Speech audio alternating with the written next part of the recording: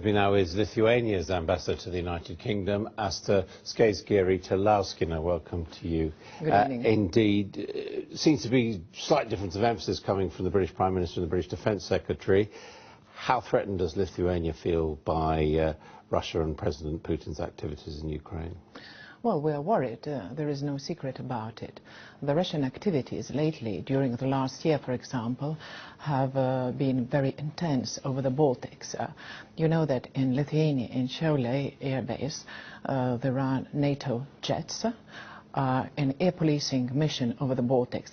So during the last year, the jets were scrambled more than 100 times to see off Russian military planes.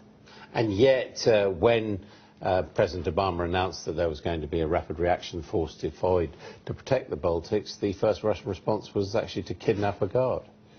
Oh yes, indeed. We may see that Russians' actions are very much provocative to test NATO alliance, to see what political will exists to deter and to resist, and then what are the military capabilities to do this in practice. On that question of political will, there are those people who say, well, yes, the Baltic states may be members of NATO, they may be members of the European Union, but they're recent members, they used to be in the Russian zone.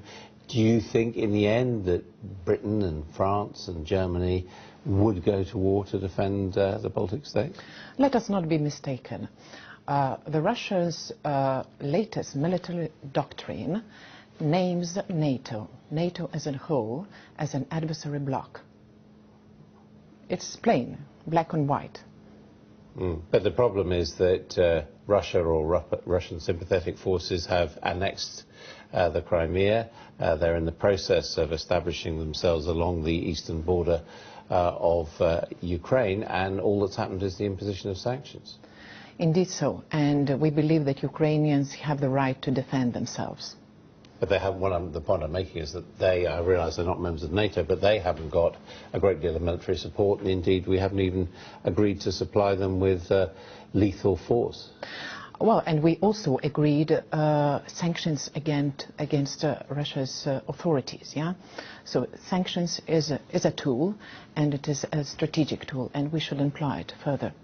What about attempts to foment dissent or sympathy for the Russian cause amongst the Russian minority, ethnic minority in your country? I mean, Russian minority in Lithuania, they are Lithuanian citizens and they are pretty loyal to Lithuania. We have no particular fear about them being non-faithful, non-loyal, but we must understand that the problem is of a larger scale. You have shown here the Russian jets overflying the British territory. It is a threat, and it is a threat to all North Atlantic alliance. It's not only on the Baltics. Baltics are no exception here. The Ukrainian rebels were also Ukrainian citizens, and yet there seems to have been a successful propaganda effort to rally them to the Russian cause. Are you not worried by that at all, or are there no attempts to achieve that going on? Let's make it clear. Russia plays a hybrid war here, yeah? Both conventional and non-conventional means. So conventional means are being demonstrated in Ukraine's territory. It's a war. It's a war going on. Non-conventional means, like information war, is going on in the western part of Europe. It's going on here in the UK as well. So at this stage, do you think that your NATO allies and your EU allies need to be doing more? Well, we are part of NATO. Lithuania is part of NATO, yeah, sure. And Lithuania is doing a lot more. For example, we have increased our defense spending by 30% this year, 30%, 30, and it is a very substantial increase. We have also implemented the decisions that have been taken in NATO Wales summit later last year.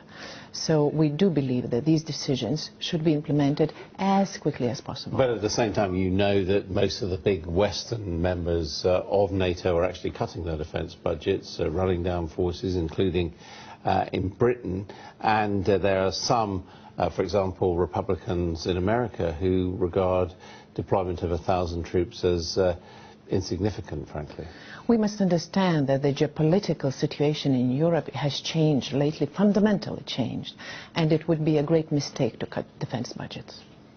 So what you're saying is we need to do more, even if it's not directly deployed near the Baltics. I think we NATO countries must do much more than we are doing now. Ambassador, thank you very much indeed. Thank you. Thank you.